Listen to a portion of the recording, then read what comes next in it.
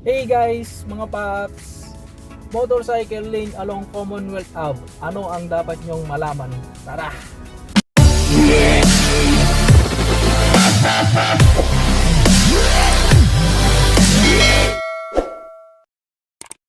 At ayun na nga guys, payuton tayo dito sa UP Techno Hub, pabalik ng Andon Antonio.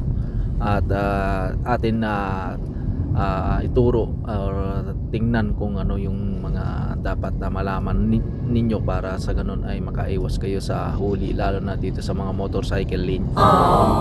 Dito kasi sa motorcycle lane mga guys ay bawal yung mga 4 wheels saka 6 wheels or mga truck dito.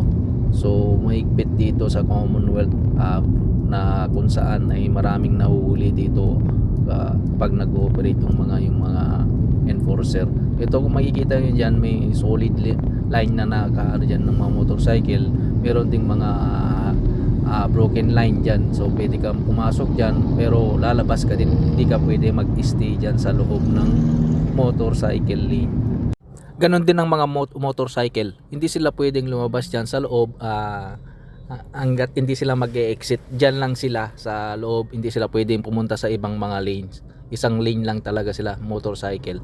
So yun, dito masyadong maigpit dito pag may mga operation yung mga enforcer, kaya ingat-ingat tayo dito mga paps. Ingat tayo dyan. Bawal lang truck, bawal ka mag-stay dyan sa loob. So kung dadaan ka lang pwede, pero doon sa mga may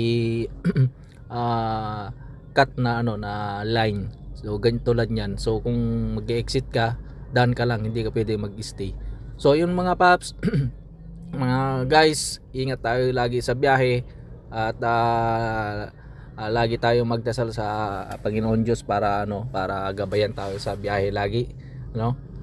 So ayun guys, mga paps, sana ay may natutunan kayo sa sa topic natin 'yon, na kung saan ay nagbigay tayo ng info dito sa about motorcycle lane.